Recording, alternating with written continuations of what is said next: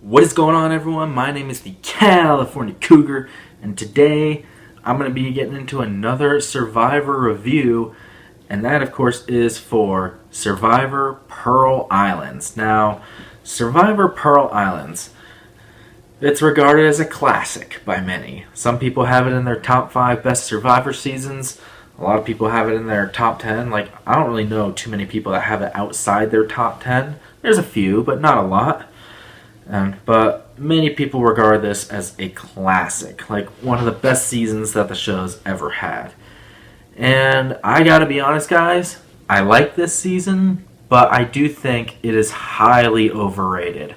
Now, there is one thing about this season that absolutely kills it for me, but I'll get into that once I get into my negatives about the season. But yeah, you guys can probably guess what it is, but yeah, I just think that whole thing kills the season for me. But I'm going to start with what I liked about the season. So, first of all, the cast overall is pretty good, I would say. I mean, I like Fairplay a lot. I like Rupert a lot. I like Krista, T, Dara, Rhino, Savage. They're all really good people. Even Burton, to an extent, was alright. But yeah, overall, I think the cast is pretty good. I mean, Rupert, he was the fan favorite of the time. He was like the most popular Survivor player ever. He had the beard, he caught the fish, he stole shoes. That was iconic. Really good Survivor character. Fairplay, arguably the most infamous Survivor player of all time, up until Russell Hantz came along, but we're not going to talk about Russell Hantz. We're going to talk about Fairplay. I mean, Dead Grandma, that was iconic. So yeah, the cast definitely had a lot of moments. Now, the thing that I love about this season the most is the theming. I mean, it's centered around pirates, and I just think it's absolutely perfect for this season of Survivor. Like, the pirate theming is one of the best themes ever. They theme challenges around it, like the whole thing at the beginning in the village, like pirates pillage, pirates steal, with Rupert stealing the shoes. Again, iconic moment. But yeah, the challenges, like they're firing a cannon, like a real cannon. They're pushing cannons. There's some challenges that take place on a pirate ship. They're shooting flare guns off a pirate ship at one point. Like, the theming is so good. They're searching for buried treasure. Like, that was absolutely fantastic. It was so good. Even though the reward and the treasure was kind of lackluster, because a lot of it was like expired and stuff. But yeah, it was still really entertaining to see it on the TV. And then, of course, a lot of the moments of the season are just absolutely amazing. And yeah, Dead Grandma, Rupert stealing the shoes. I mean, Rupert, you thought Lex got triggered over a vote in Survivor Africa? Oh man, Rupert was like, who the hell voted for me? He was ready to like choke slam and curb stomp Johnny Fairplay. Oh man, so entertaining. Such good TV. Rupert busting his ass to catch fish. And then, yeah, Fairplay, the Dead Grandma thing with his loved one, his friend. Like, they let him win the loved one challenge for it. Sandra was alright as a character. I'll get into her more as a winner later, but yeah, she was a good character. I actually really liked her a lot. Spilling the fish after Rupert's blindside. And yeah, Andrew Savage, he was awesome. You have Austin like getting upset over a pelican coming into the camp. Like, that was really funny, I thought. Like, he's sharpening his machete. But yeah, there's just so many great moments. And the whole thing at the village, like I said, with Rupert stealing the shoes, like, that whole segment was fantastic. And like how they're marooned just suddenly. Like, they think they're going somewhere for, like, I don't know, like some sort of interview process, and then they're just suddenly marooned. A lot of guys are wearing suits, and their bags are packed underneath the ship. Like, that was amazing. The marooning, it's one of the best maroonings ever. And they're like cutting their clothes apart and all that. Rupert's wearing a dress for most of the season. That was amazing. And yeah, again, at the village, like Sandra speaking Spanish was great. Bartering for stuff, that was all amazing. Buying stuff, like buying supplies. It's arguably the best marooning that the show's ever had. And like them dividing into tribes and all that. Morgan and Drake just dominating the first half of the pre-merge, and then Morgan bringing it back. Yeah, just there's so many great moments. The reward where Fair Play, Lil, and Dara, like Dara's an underrated cast member, I think. Like her and John at the food eating challenge, the smoothie challenge, that was great. Yeah, she's an underrated castaway. She won 3 challenges. I don't know why they haven't brought her back for a second season yet, to be honest, because she's super underrated, I think. So yeah, that was awesome. Burton winning the car and going to like Panama City and visiting old Panama or whatever that reward was with John. That was amazing. Yeah, so many great moments. Now for the negatives. So first of all, much like with Survivor Amazon, I thought the finale was kind of weak. I mean, they played up Fair Play so big, and then Fair Play, he just goes out at Final 3, and I don't know if he would have won the season against Lil or Sandra. I don't know if he would have won against either of them because the jury hated him so much, particularly Sandra, Krista, and Rupert. They all hated him so much. So I don't know if he would have won, but he was by far the most entertaining character of the season other than Rupert. So, and they were playing him off so much. So yeah, that was a little lackluster. Sandra, I think she just got really lucky. Lil was kind enough to bring her where she could have had arguably an easy win against Fair Play. So yeah, I mean that was just kind of lackluster. That whole Final Four, like, other than Dara really and Fair Play, like, not really much to it. After Rupert goes, there's really not much else. The season's kind of predictable after that.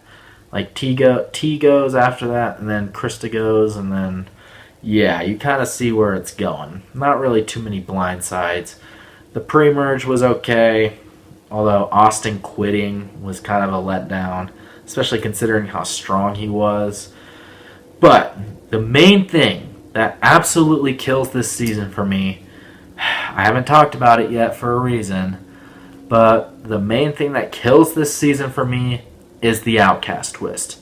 Oh my god. You want to talk about the most lopsided, unfair twist in the first 10 seasons, maybe even the first 30 seasons of Survivor?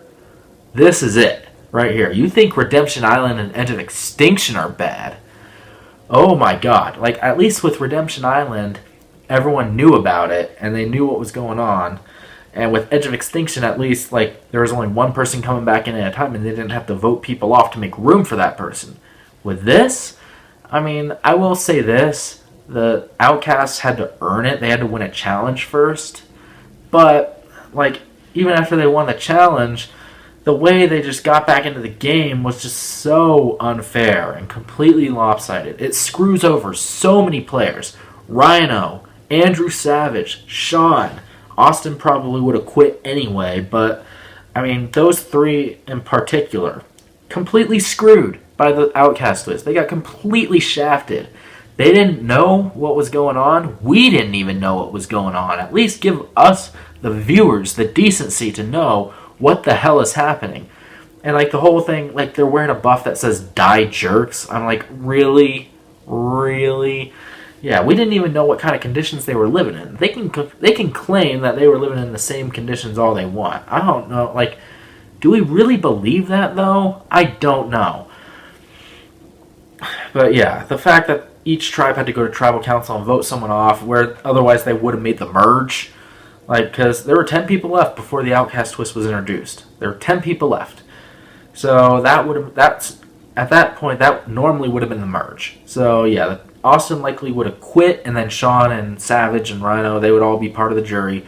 Rhino was still part of the jury, but, I mean, they would have gone into the merge 5-5, I believe.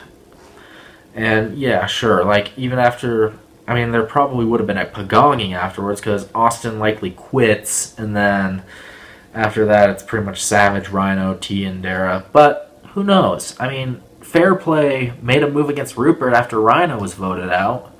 So there was that. So who knows what could have happened. But, yeah, I mean, the Outcast twist, it was just so horrible. And we got Burton and Lil, of all people. Especially Lil. Oh my god, she was awful this season. Even before she got voted out, she was awful. There's really nothing to like about her. She didn't do anything. I mean, she blindsided Savage and then later blindsided Rupert. Yeah, completely screwed over both of their games. It was just bad. Really bad. I was not a fan. Burton wasn't too much better. I mean, he was better than Lil, but not that much. So, yeah, that Outcast twist just left a super bitter taste in my mouth. Completely kills the momentum of the season for me. And Sandra as a winner, I think she's weak as a winner, to be honest. Again, she got lucky. Lil brought her to the end. So, yeah, there really wasn't too much to remember about her. I mean, she had I Can Get Loud too with Fair Play, but still, not too much else. Other than that, I mean, there's not a lot of other moments about Pearl Islands. Like, I would have loved this season if it weren't for the Outcast twist. I really would have. But that Outcast twist just completely kills the whole momentum of it for me. I still enjoy the season for the most part. Like I said, the pirate theming's fantastic. The challenges are great. And there's other great moments as well. Rupert's awesome. Fair Play's great. Savage is good TV for the pre-merge. I mean, they got to loot the camp every time they won a challenge. I thought that was awesome. But yeah, the Outcast twist just completely kills the momentum for me, and just it ruins the season. What more is there to say? So yeah, that's why I think Pearl Islands is overrated. But I still do enjoy it enough. I'm going to give it a 6 out of 10. I still do enjoy it enough. I just wish that Outcast twist wasn't there. Otherwise, like, it probably gets like an 8 or a 9, maybe even a 10. But yeah, there's just some things that can completely ruin a season. And the Outcast twist was it for this season. So yeah, 6 out of 10 is going to have to do.